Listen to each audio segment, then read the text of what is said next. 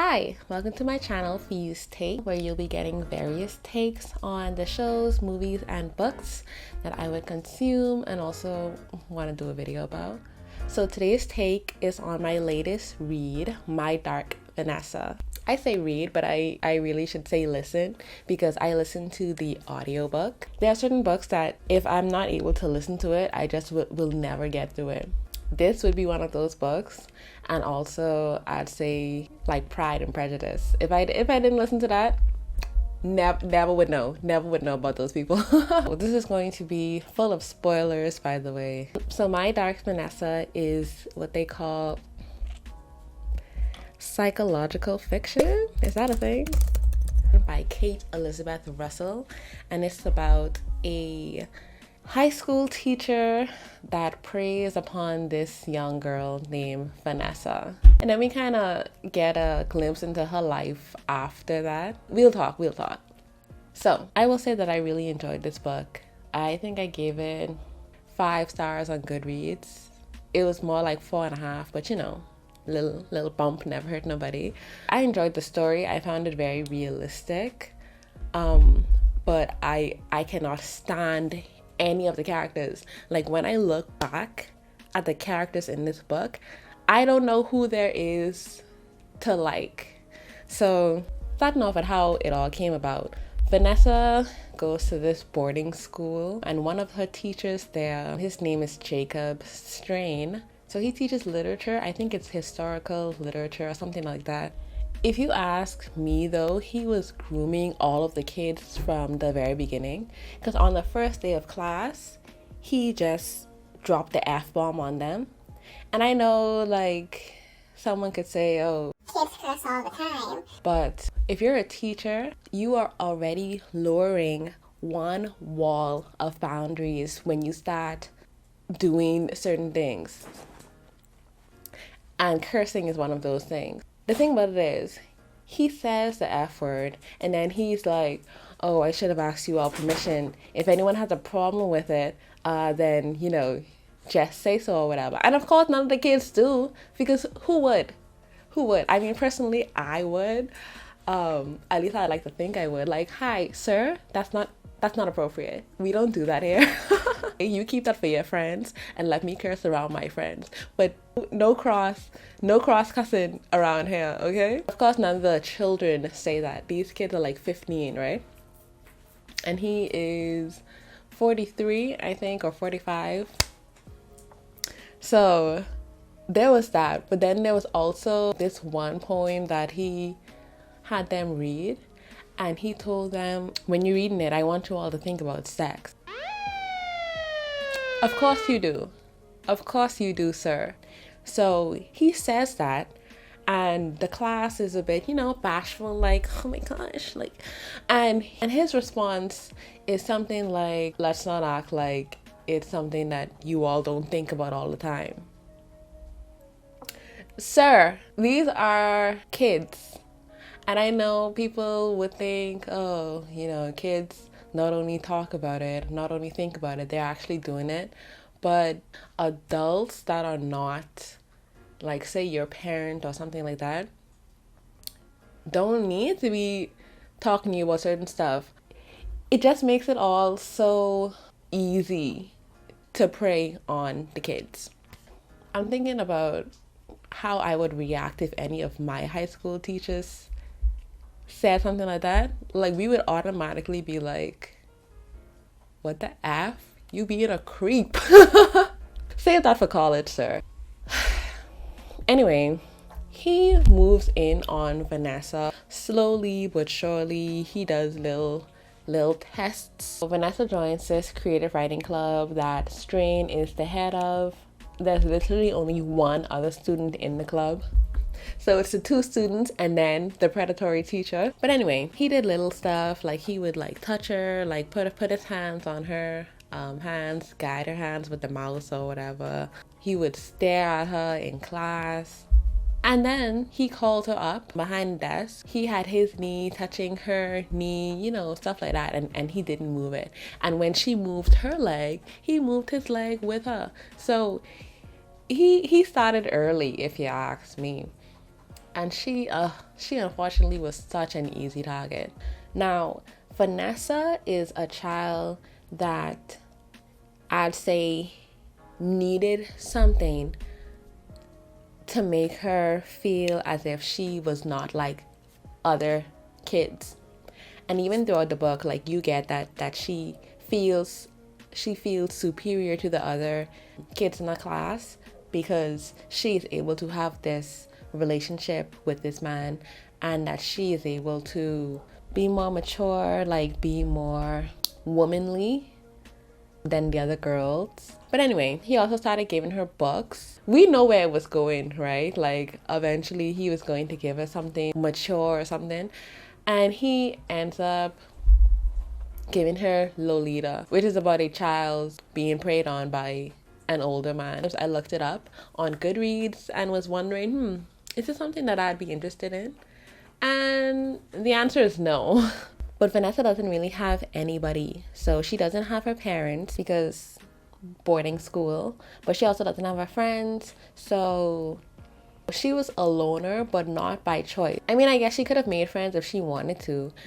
She was friends with Jenny, who kind of dumped her because she was just like, you kind of too attached. And then Vanessa just fell back from her, and then they weren't friends anymore. So Vanessa easily latches on to people, and she did latch on to this teacher, which he took full advantage of. One thing that he does a lot is pretends to give her this power. And I say pretend because she doesn't really have the power that she thinks she does. It's power that he either doesn't honor or that she cannot handle. So for example, he feigns consensual relations, right? When he invited her over to his house for the first time, he was just like, oh, we'll do whatever you want to do. If you want to watch a movie, if you want to watch TV, that's fine. We don't have to do anything. And yet, when she went there, and she was a bit like afraid, like she was a child, 15, she was just like, oh, how about we watch something like he said that they would do, or that they could do if she wanted to. And he says, oh, if we watch the television, I'll be sure to fall asleep. Let's just get ready for bed. So he had no intention of honoring this power that he gave her initially, of being able to decide what they even do. Because at the end of the day, he still was just like, yeah, I don't want to do that. Let's do what I want to do, which is get into bed. He forces himself on her. Even when she was crying, he just was like, oh, you're doing great, like it's fine, or whatever.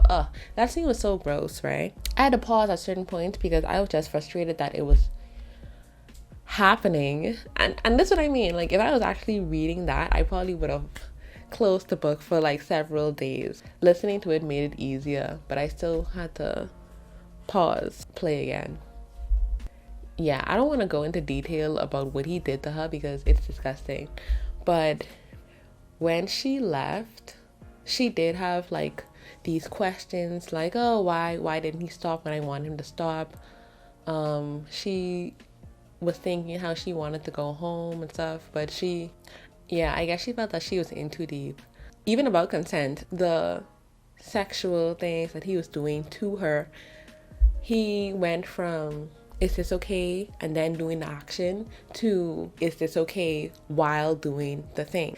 And he didn't stop when she said to stop or wait, or it was something she said where he should have stopped. I mean, this whole thing just shouldn't have happened, but she verbally expressed like a no or a stop or a wait. It was something, and he just was like, nah, I'm gonna do it anyway. And about the power that he reminds her she has, but she isn't able to handle, is the power to send him to jail. He basically reminds her that she has the key to his imprisonment, or his firing, or his like the downfall of his reputation. Even adults can't handle the responsibility of sending someone to prison, even though it wouldn't be you doing it because they were the one who would have violated you in some sense. But especially the fact that she had feelings for him. He was her teacher. Like, there's always a thought of, oh, I don't want to ruin his life. I mean, is this really abuse? Yeah, it's okay. It's like he made her an active and willing participant in her abuse. He put her in a situation where he made it seem like it was them two against the world and against the school and against anybody who doesn't understand their relationship. At some point he said something like, I don't remember it verbatim, but he basically says, it sucks that my soulmate is 15 years old. I'm committing the crime of loving you. He makes it about her. He makes her feel like she did something to him, like she has this power over him to make him fall in love with her. But she just was existing, and she does have that realization too. Like when she gets older and she goes to therapy, and the therapist is just like, you didn't ask for any of this. You just walked into the classroom. You just was trying to get your education. You didn't ask him to fall in love with you or have this deep desire to be with you. You were a child. And you know what? Even if she was moving in on him, he as an adult should have shut it down anyway. So even if she was being like really aggressive, and even if she walked into that classroom and then she stayed after class and was just like, hey there, big boy, slammed his laptop down, took off his glasses and tried to lunge at him, he should have like pushed her off and run to the principal's office and report her. So whether or not she was the aggressor in the situation, he as the adult should know better and should know like that is not, and should know that that is something that he should not be partaking in. So eventually the rumors start, like this gal having an affair with her teacher. The kids are talking at this point. Jesse, the other student in the creative writing club, he basically tells her like, I know y'all have a thing and it's very stupid. He eventually tells the principal. So the rumors, in addition to Jesse's confession, gets her in trouble with the school. Now this is where the school messes up on so many levels. You have a girl that you suspect is in some kind of predatory relationship with a teacher, and you have the girl and the teacher sitting in front of you and you asking them questions.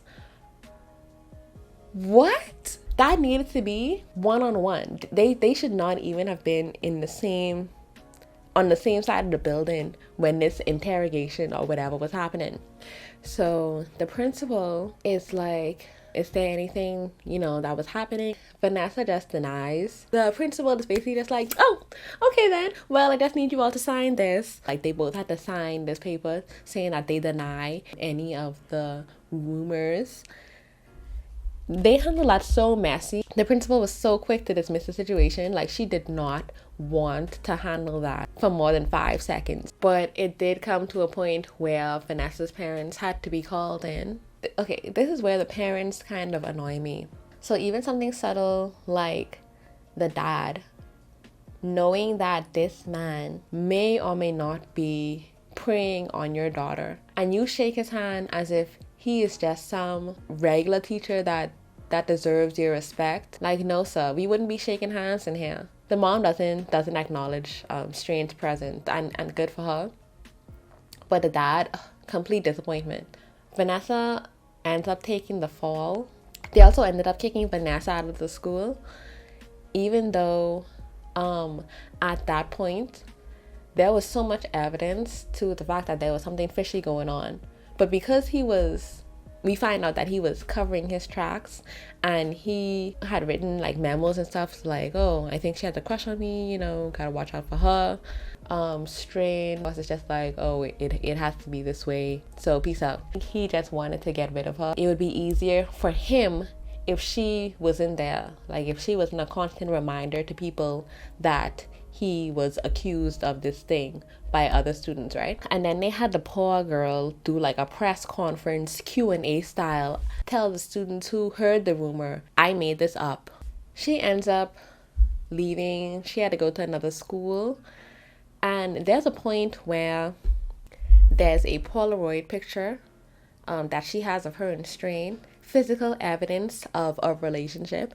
The picture drops in front of the mom. The mom sees it. This was right after she got kicked out. And the mom doesn't even turn around and burn the school down. I am so disappointed with how the parents handled that situation. Like, mom, how could you be so laid back about this? Like, even if you don't want to pressure your daughter to go through a whole thing, like if you wanted to protect her from like a trial or having to traumatize her by reliving these events or something like that, at least get the girl in some therapy. Like they did nothing. Like, she did nothing with that knowledge except for put her like on a short leash.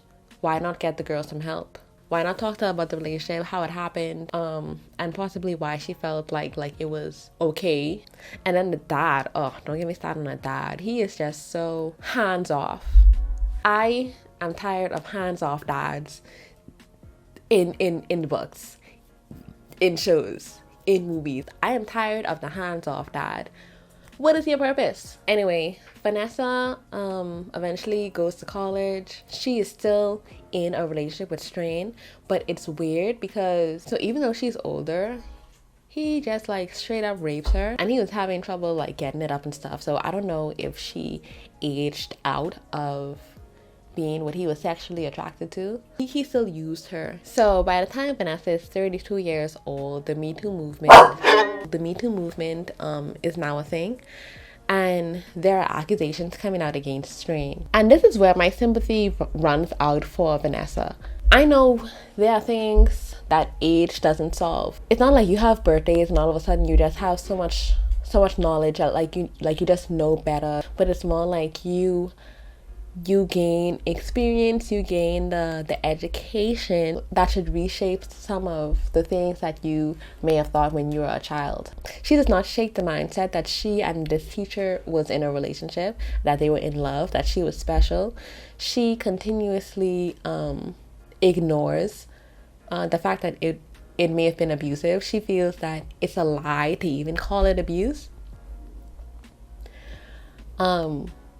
Obviously at that point she wasn't seeking help for herself, even though she was in therapy, but she wasn't in therapy for that. Most of the time she was not talking to her therapist about the relationship with her and the teacher that she was still in contact with. He was trying to get rid of her. Like, he would tell her, you need to go off to college, make something of yourself. Like he was trying to get her to unlatch from him. That was the feeling that I always got. Either because he was tired of her, or he just thought, it's not good for you to just be lurking around my life like this, because you are a former student of mine, and I don't need anybody to ever see us together, even though you're an adult now, but you are evidence that something happened between us, And he already gave her grief about how their relationship damaged his reputation,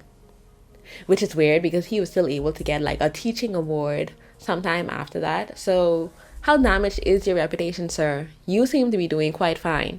Unfortunately, my empathy for Vanessa ran out when she started calling his other victims, that is, liars, like not believing them. Apparently she knew what he was doing but didn't find it to be a big deal. One of his victims, her name was Taylor Birch, she wanted to know like what it was that he did to her. The answer that Taylor gave her, it was just like, oh, that's it?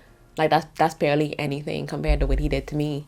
But I'm not, like, I can't act like she didn't struggle, because she did have hateful, malicious thoughts toward him for what he did to her, but also she continued to romanticize it in her head. So I don't know. Young Vanessa was sad. She was a child. I was just like, oh, you poor thing. But at 32, I just was like, if you don't want to help yourself, no one else could help you. One of her exes, Ira, he wanted her to get help, but she didn't want to. So he moved on with his life. I don't know how she managed to even have another relationship, because she was just so attached to Strain. As more and more accusations come out against Strain, he eventually kills himself, and Taylor Birch, who was basically leading the charge on trying to bring him to justice. I was trying to get more of his victims to, speak out against him. But when he killed himself, it's like the tide turned on her. Like, she was getting hate, she was getting threats. People was really on her, like blaming her for what he did, even though he did do the things that she accused him of, and much worse. So Taylor, and even a journalist, was trying to get Vanessa to come forward with her story, but she didn't want to, because then, like, she would probably have to acknowledge that he never loved her for real and was just doing things for his benefit. She built so much of her life around him, and I guess she just didn't want all of that to be a lie. At the end of it all, she does not come forward with anything. But she is now talking to her therapist about strain and has acknowledged that, something was wrong with the relationship. He also sent her the evidence, like any physical evidence of them having a relationship, like the Polaroids that he took, the literal child porn that he took when she was 15. Vanessa was also starting to scare me at some points too, because she would say some weird stuff. Like she would try to recreate her teenage self so that he can continue to be attracted to her. There's a line that she says, like, at some point when she was in college, and she's like, he's always going to be old. He has to be. That's the only way I can stay young and dripping with beauty. That line basically describes her whole mindset to me, where she needs to have something about her that's special. And that something was her youth, and that something was her beauty. Because if she didn't have that, like, she just didn't have anything else really going for her. She was at a job that she didn't like that much, with friends who weren't really, like, I wouldn't even call them friends, they're just associates. The power that she had over him was really the only thing that she had in her life. And so I guess that's why she latched onto that so heavily, and latched onto him so heavily, because him desiring her is proof that there is something special about her. And if it was all a lie, then there was nothing special about her. She was just an easy target. She even feels special that she was the one that he called, like, right before he did it. Killed himself, that is. But at the end, even though she doesn't come forward, we do see that there may be hope for her yet in moving on from strain and being attached to him. It's not the ending that I would have liked. I actually would have liked if she came forward, given more acknowledgement to what was going on with her. But, I guess sometimes in life, like, not all of the victims are going to come forward, like, not even the worst of victims are going to come forward. This novel has taught me that people just need to chill. The school needed to do something about it. The parents needed to do something about it. And anyone directly involved needed to do something about it. Of course, when he did kill himself, you as, like, another outside party, you don't send hate to the victims because, oh, like, look what you did to him, because you don't know. Just stay out of it. Give your little Facebook like where you want to like. Give your, I support you, I stand with you where you want. But don't insert yourself into the narrative to try to pick holes into a story that you haven't read and that you can't read because you just wasn't there. So yes, that's basically all I wanted to talk about with My Dark Vanessa. Really enjoyed the book. Kate Russell did a good job portraying the mind of a 15-year-old. Like, 15-year-old Vanessa was so different from 32-year-old Vanessa, even though they were the same character. She did a really good job. So that is my take on My Dark Vanessa, and I hope to see you next time. Bye!